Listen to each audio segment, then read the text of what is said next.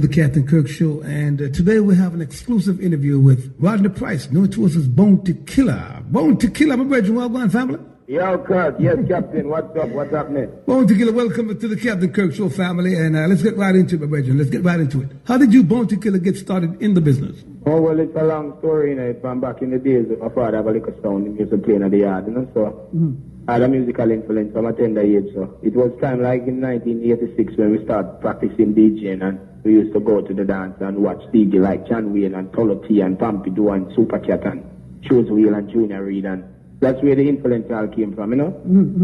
Yeah, until we start go around and do like a dubstep sound and hang out at the studio, and it all started at Jammies, you know, 92. Where I went and recorded the Copper Shot, and from there it happened, you know. So approximately how long have you been in the business? Oh, well, in the business is like, I would say, this year make 20 years. From 1980, I've been familiar around the dancehall and the musical scene, but professionally, from I came on the scene to Stardom, it's from 1992. It's like 8 years now at Stardom. You came on the scene with the name Bone to Killer, and then you started using Rodney Price. Why the switch? No, I don't start using Rodney Price. I just state that this is Bone to Killer, a.k.a. Rodney Price. You understand? I'm making myself clear. You understand? It's not really like I start using the name. I'm just a man with a lot of titles. Because they said I'm poor people governor, I'm the warlord, I'm Jamaica most wanted, I'm Bone to Killer, Rodney Price. They refer to me in so many different ways, but it's me still. Where in Jamaica are you originally from? Oh, well, I originate in Trenchtown, Jonestown, and then grew up in Riverton, Seaview, Garden, Waterhouse, you know. Well, you surely have made your mark internationally with local and mainstream radio here in North America. I don't hear much about the Rodney Price Foundation. Shed some light on that for us. Oh, yeah, well, a lot of people, I guess, most people just tend to really focus on the bad. They don't really feel on the good thing that they've done, because I've done a lot of great things. Oh, well, we have been doing a lot of positive things, you know, because, as you know, over the years, we have been standing up for the poor people, and we always try to assist as much people we can. You understand? Now, when you come on to charity shows, in Jamaica, we always put effort and try to contribute to our service, because recently, I even done a charity show for St. Anthony's Children's Home, and we never got much support, and I was really touched for it, because I think Jamaican people should really want to support charity, because every day we get upset. The government not do nothing, this a politician not do nothing, and I guess we not doing anything too. Because if we can pull 50 cents or $5, $50 and put it together and gain funds to assist someone who really in need of it or less fortunate, it would be good than to wait for the politician, and when he comes around and make any contribution, he has to get something in return. You have to either vote back for him or be a political activist. As you know, Sagatodis was part proceeding aid of Rockford Basic School Development and Food for the Poor, as we donated 200,000 from Sagatody East last year, and accidentally a police had shot someone and he died, and we had buried him for 250,000. So that is like 450,000 in one region of the country. You understand? Yes, brother. Yes. I've done numerous charity concerts and numerous sport club charity events, but one thing I don't like, the media that doesn't give too much support, and the sponsors, when they would like it is charity, they thought, sure, I'm not putting effort into that, and I'm hurt because Jamaica is a country that's plagued by poverty.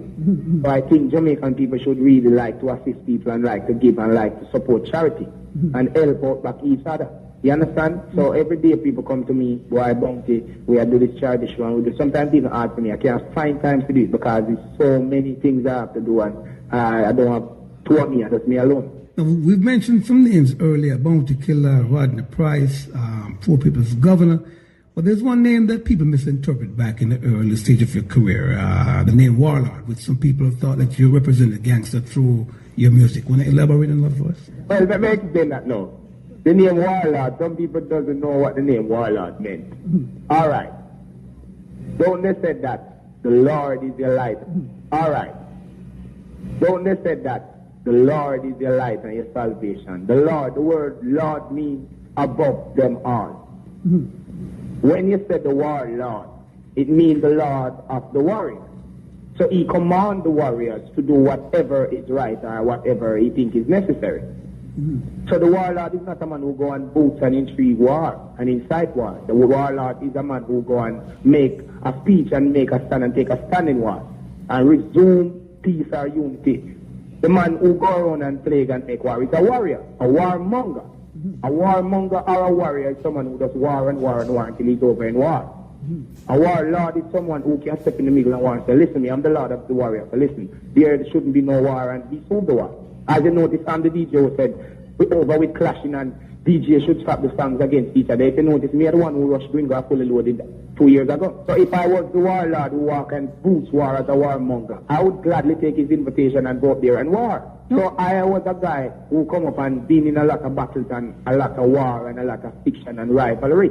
And I've achieved and I've survived them. So I said, Lord, I've been through all the greatest battles. So I said, I guess I'm the Lord of the warriors. I've been through it all and I survived and I'm here. So I can make a good decision. Well, I might agree that you're very influential with the young generation, Bounty Killer. What advice or messages would you want to send to the youth then who wants to be like Bounty Killer? Oh, well, the youth who wants to be like Bounty Killer, he's not really want to be like Bounty Killer, but everybody would want to be in a position where they can assist themselves and help others, you know, and feel proud and feel like they have achieved certain things in life where most people would like to achieve the necessary accessory of life. You understand? Mm-hmm. So I'm saying to reach position like this or to reach in a stand where I'm at, it's not easy. Mm-hmm. And most of the youth them nowadays, them try looking for it at a shortcut. And it's not no easy task. It's a very hard task and it's a long road to go. And what I don't like with most of the youth them nowadays, them have too much fashion and glamour in them head. That's all them are run down. Them are looking at the crowd and see what the crowd doing, and them now look few years ahead, lifetime achievements and assets. You understand? Most of the youth them make money nowadays, but them put it in the wrong thing. Them put it in fashion and glamour and girls and cars. You understand? And when me come into the business, me never see no girl on a car and no fashion or no glamour. I was just a youth who want to express my talent, who want to highlight this, make them people know, say, hey, you know, say me can DJ, you know, say me have a style, and enough needed to be recognized. That's why you see we don't have no limit. We as of DJ work. We just take it to another level at time. We just elevate every quarter, like every 2 or 3 years, we just go up on another level. You know, notice, first when time this thing start out, every year the DJ them were born or were birth them always better than the others. Mm-hmm. Ever since me and Beanie Man and Butcher Bantan come out, me no see nobody at birth where me feel like so right now. We are trainees now. We not a teacher again. We become trainees. You understand? Yeah, they're not bringing in that lot of energy because everybody's looking at what we're doing and try to copy or try to capitalize on it. So by the time they come and reach where we are, they get man up side, they become the regular. They are just the norm. They are just what is here before. So I think, and the next thing, the Jamaican DJ, them putting in too much rapper into the music. Mm-hmm. Everybody trying to be a rapper. And everybody trying to sing like American to get across to Americans. Mm-hmm. Bob Marley never sing like American to get across to Americans.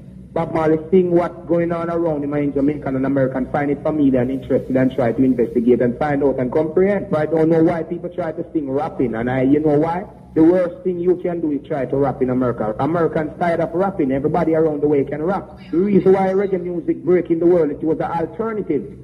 When they tired of the R&B and the rhythm and blues and the R and the rap and the soul and the garage and the rock, just find reggae music as a freement of the soul. Memory as the brain, and you know, tantalize the body and it tell you all the real thing. It not tell you about fiction or thing like baby I love you and you know if you love her. It tell you, say, listen, I'm suffering and I'm living in a tenement yard and these politicians ain't real and they're fooling up the people. It's like a manual of life. We don't teach again. We become trainees. Mm-hmm. You understand? Yeah, they're not bringing in all that energy because everybody's looking at what we're doing and try to copy or try to capitalize on it. Mm-hmm. So by the time they come and reach where we are, they get man up on the side, they become the regular. They are just the norm. They are just what is here before. So I think, and the next thing, the Jamaican DJ, them putting in too much rapper into the music. Mm-hmm. Ladies and gentlemen, if you're just logging on, we're talking to Rodney Price, known to us as Bounty Killer. As a young artist who gained immediate success by the future for reggae music, Bounty Killer, where do you see reggae music 10 years from now? Well, 10 years from now, reggae music is always going to be a commanding music and a powerful music, you understand? Mm-hmm. But I hope 10 years from now, we see some youths who come up with really have a vision. They're not looking at what's going on. Mm-hmm. They are telling you what is going to happen and what they think should happen. You understand? Mm-hmm. Well, the next 10 years, I sure know the reggae music is going to break it. It's going to go further because more people is trying to get into reggae. You understand? As this is simple, they must sing over Gregory Isaac song That is what we make the problem is. We have to make simple thing of our song before it get big. That's why we can't separate Bob Marley. And that's a man to look what Bob Marley do. Bob Marley sing the real thing what happened in the world. Him sing what the people them want to hear and tell them what they should hear. The real things that they deny from the world. He said Bob Marley said I feel like boom down at church. And Bob Marley is not a gangster. But at times the pressure where you go under, you know, say you have some angry feelings, and just express it on the record. You know, some people are going to feel disgust with it, but you have to say it. He say, I shot the sheriff. When we never shot the deputy, listen to me shot one man, now go and say, me a killer for everybody. You see me I say? Bob Marley is not a gangster artist. So that a man must know, say, it's a musical expression, it's just feelings and thoughts of people, and sometimes you have to sing something when really you are your intention, but you have to sing things that other people experience or meditate. So you can have the wide range of audience. They're not going to sing just how you think and how people like you think. As a young artist who have gained immediate success by mastering your craft, is there any disappointment in the reggae music where you're concerned? There's any disappointment? Yeah. Yeah, there's a lot of disappointment, man. Can you name a few for us? Oh, well, yeah, I can name a few.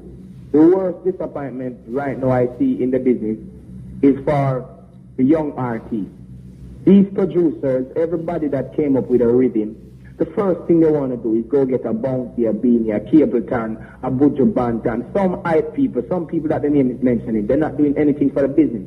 Because they're not trying to birth anything to this. They're not trying to advance this. They're not trying to bring more new talent. And that's bad, because if everybody was fighting Ninja Man and Shabba Rankin and Buju Banton in my time, I wouldn't have got the break. Positive, my brother. Well said.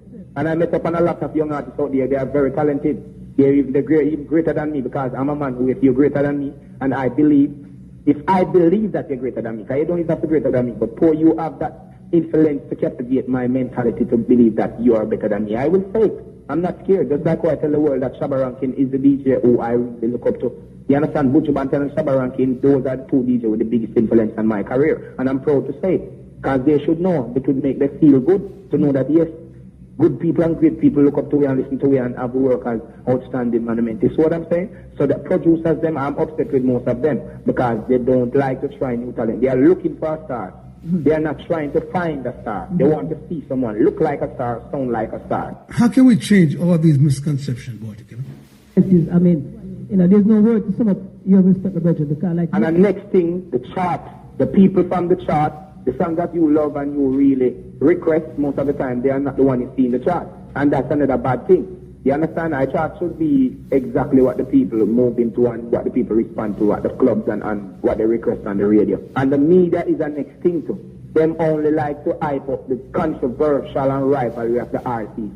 When artists do the good thing, if you let me tell them, give me 200,000. Yeah. How much time you see that in the media? You know, well, that's media. what I'm saying. One particular going to do something negative out there now. You see it in our paper 100 times. Exactly, my brother. Like the last time I come to Miami, them claims the Bounty Killer get back to Miami. And the X News then go ahead and publish unconfirmed reports state that Bounty Killer was boxed in Miami. How comes a big newspaper, national newspaper, have published unconfirmed report about a public figure that had a lot of fans and a lot of influence on young kids? So it was something where someone could go and hurt back somebody for me. That wouldn't be right. You should get to the nitty-gritty and the PFC argument before you publish it. You couldn't just go into the paper and say, Clinton did this and that. You'd have to find out exactly what the president done. Thinking about him. How can we change all of these misconceptions, Bounty Killer? We have to just speak about it. Everybody has to just make them know that it's not right. And they should do their job and do it in the right way. You understand? Because I can't bound nobody to do that. But most people don't talk about them things. So I say most people come and want to talk about them song and the show with them mashed up last night. You see me I say? Well, you have displayed the seriousness of this business from a career standpoint. The business that's keeping it positive. You, me not laugh with the businessman. Me not play with the businessman. Bob Marley, look on Bob Marley. Bob Marley make reggae music the business. And Bob Marley get when to get out that good things, ziggy them they are collecting on you. Because in a Bob Marley days, Bob Marley just a figure for money there as a year for an interview. You see me I say? Bob Marley then make the sacrifice and burn it, spear the man. Third world and the whole of the whole 20 odd years, man, the man, the vibration, the man. You don't know. The whole of them old man, they make the whole of the contribution and sacrifice. Them say, Lego, what we to get youth? We come to collect. You see me I say? Yes, that's why they don't like Bounty Killer. Because I don't play with my work. I don't joke on that youth. I serious like Dodge. Let me ask you a question that I've asked most artists that I've interviewed. Which is one of your favorite Bounty Killer tracks? Oh, one of my favorite tracks? Yeah. Oh, well, to tell you the truth, you see my favorite track? My favorite track, and Mama is not in a good mood and poor people fed up. Yeah, them two songs there make me get the most compliment. I'm not talking about the most forward when I'm on the stage. Yeah, those two songs gave me a lot of respect in life, not in the music fraternity alone. Because some people don't get respect from the music fraternity, and then in personal life, they're not rated. One of my all-time favorites is Look Into My Eyes. Would that be included? Yeah, that is one of them, but that would come in like it's a next chapter of Poor People Fed Up. As I never done song like Poor People Fed Up, people wouldn't rate when me say Look Into Me, thinking about those things over the years. What's in store for the future for Bounty Killer? Well, for the future, well, I'm not a man who like to make plans, you know. I'm a man who just like it by the time, you know. But right now, I'm working on a lot of tracks. I don't even intend to make an album compilation. I'm just making a lot of tracks because I want to make a mad, crazy album for the 2000s because all I know have the name. It named Ghetto Dictionary, the 2000 edition. So I know I'm just working on a new track and I might be get all a new label to cause everything gonna change for the 2000s. It's just a new era. So I'm working on a lot of tracks and they are the bomb. You understand? As we just complete one called Black Power where it can take no make a by style. It's just another poor people social commentary. I tell them say right now if me rule the world what would I do? And what would I change and what stand would I make and all them something, you know? Are you currently signed to a record label? It's one major label at this moment, TVT record, but things ain't going the right way. And you know, so we as a youth, we have to keep it moving because a lot of people looking forward, not up to it, so we have to keep it up there, maintain the standard. Bounty Killer in the building with Captain Kirk. Now, Bounty, before I let you go, I mean, you got a new album coming up soon, so I want you introduced to the tracks from the upcoming album, first time on air on the Captain Kirk Show here to the world. Well, if a warlord did rule the world, Miami we could have never pour no more. Diamond and Pearl, we get to boys and girls. Black power, BOF, me rule the world. Captain Kirk, we rule the world. Ghetto people could have never pour no more. Diamond and Pearl, we get to boys and girls. Put one across them shoulder, and open up like a folder. Then Mr. Dissident, Jack on them body when it's over. Captain Kirk say war them war. Them life it a cost them. Black blood toss them. Black blood lost them.